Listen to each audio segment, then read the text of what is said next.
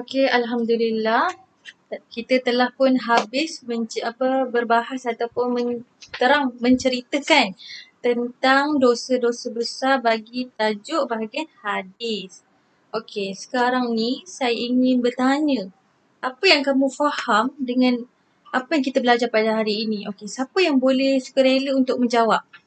Saya Ustazah. Okey, silakan Ustazah Aisyah. Silakan. Apa yang saya faham pada hari ini adalah kita tidak boleh melakukan dosa-dosa besar seperti yang disebutkan dalam hadis. Dan baru saya tahu syirik kepada Allah ni ada dua, iaitu syirik jali dan juga syirik khafi. Yang mana syirik jali ni ialah menyekutukan Allah Ta'ala dengan zat, sifat dan juga perbuatan. Contohnya menyembah berhala. Manakala syirik khafi pula adalah buat sesuatu bukan kerana Allah Ta'ala. Contohnya kita beri sedekah ni untuk dapat pujian orang lain. Okey, ahsanti. Betul sangat. Betul lah dengan apa yang Kakak Aisyah terangkan tadi. Yang mana maksud dia dalam hadis dia kata apa? Kita tidak boleh mensyirikkan Allah Ta'ala. Syirik pula terbahagi kepada dua, iaitu syirik jali dengan syirik khafi. Syirik jali ni adalah syirik yang jelas nampak. Contohnya apa? Jiran sebelah kita ni orang Cina.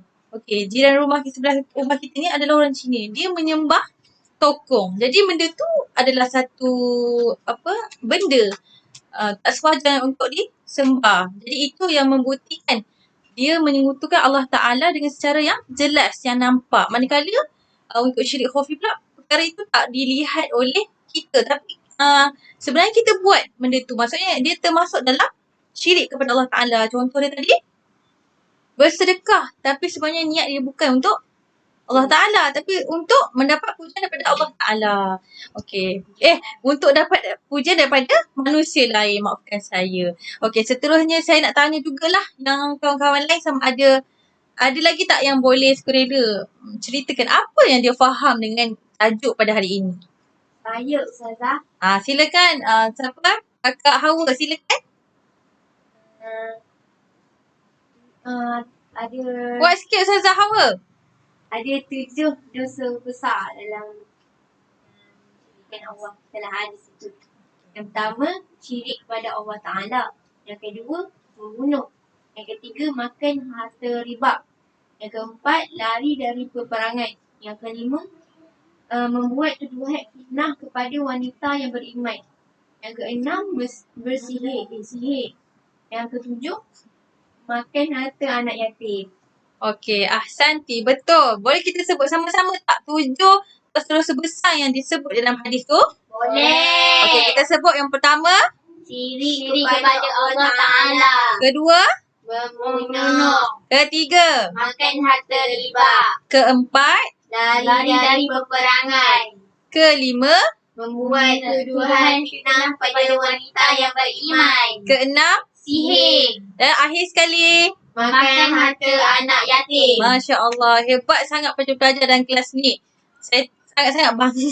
Saya sangat bangga dengan antum semua. Masya Allah. Tapi dekat sini saya nak buat juga satu grup. Saya nak bahagikan beberapa kumpulan untuk saya nak lihat lagi kemantapan anda semua dalam memahami kita punya tajuk pada hari ini. Jadi saya nak bahagikan 2 grup.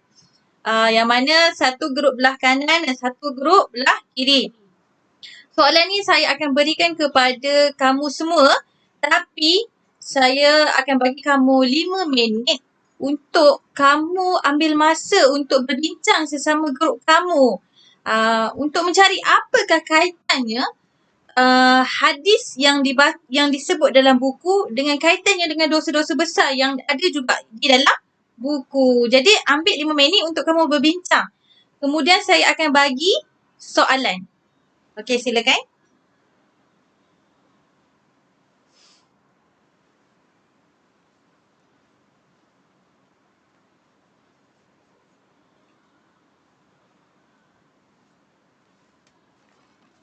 Okey, telah habis 5 minit. Jadi saya akan bagi soalan untuk antum semua.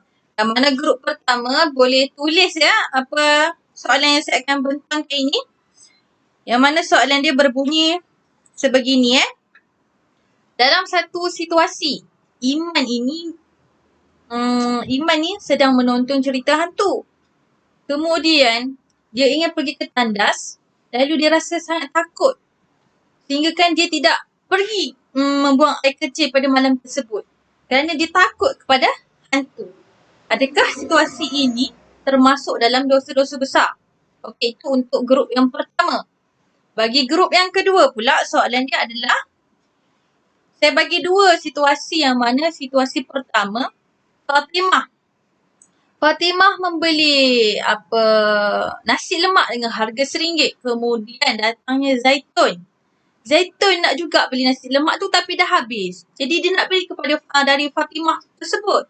Jadi Fatimah pun ingin menjual kepada si Zaitun tadi tu tapi dia jual juga tapi dengan harga RM1.50. Maka dekat situ, apakah situasi tersebut berkaitan dengan dosa-dosa besar? Kemudian situasi kedua pula adalah Suhada memberi pinjam kepada Zuliana dengan harga sebanyak RM400. Kemudian Suhada ingin meminta bayaran hutang daripada Zuliana dengan harga bayaran balik sebanyak RM500. Adakah situasi ini berkait dengan dosa-dosa besar tadi?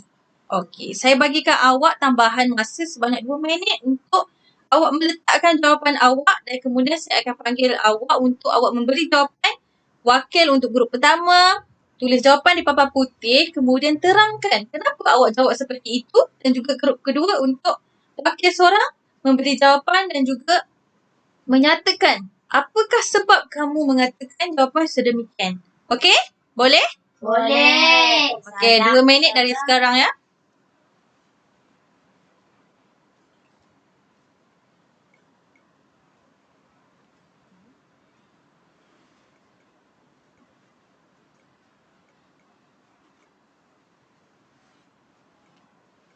Okey anak-anak sekalian, masa pun telah habis.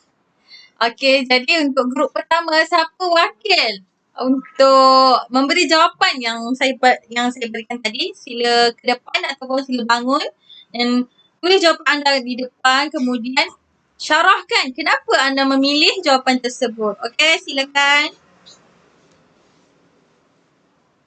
Okey, Ustazah, sila Ustazah.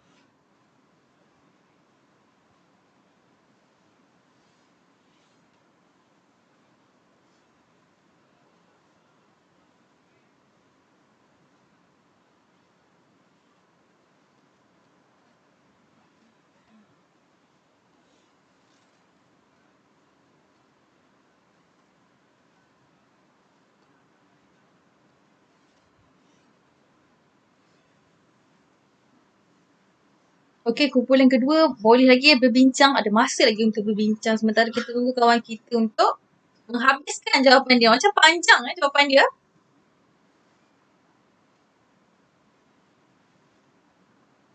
Boleh Ustazah? Boleh InsyaAllah boleh. Okey, dah siap? Dah. Okey, Aisyah jawab apa? Iman menyembah Allah, namun iman takut pada makhluk yang Allah ciptakan. Okey. Berdasarkan soalan yang saya beri tadi dan berpandukan jawapan yang Aisyah berikan, cuba Aisyah syarahkan kenapa jawapan Aisyah macam ni. Okey, silakan. Syirik kan terbahagi kepada dua. Iaitu syirik jali dan juga syirik khafi. Syirik jali ni yang jelas. Manakala syirik khafi ni pula yang tersembunyi. Jadi dalam situasi iman tu tadi, iman ni seorang yang beragama Islam. Tetapi apabila iman takut dengan selain daripada Allah, maka di sini kita boleh menyatakan yang iman ni telah melakukan syirik khafi tanpa disedar. Kerana iman mengaku Allah sebagai Tuhan dia, tapi dia tetap takut kepada makhluk lain yang Allah ciptakan. Masya Allah, ahsanti. Itulah yang jawapan yang kita nak. Tak payah dah saya nak terangkan. Betul tak? Betul. Okey, semua tepuk tangan untuk hasil yang Ustazah Aisyah berikan. Okay, silakan duduk. Kita panggil wakil untuk grup yang kedua. Untuk soalan saya yang kedua tadi. Siapa tadi? Okey, sila keluar seorang wakil. Okey, Ustazah Hawa. Okey. Boleh tulis jawapan di belakang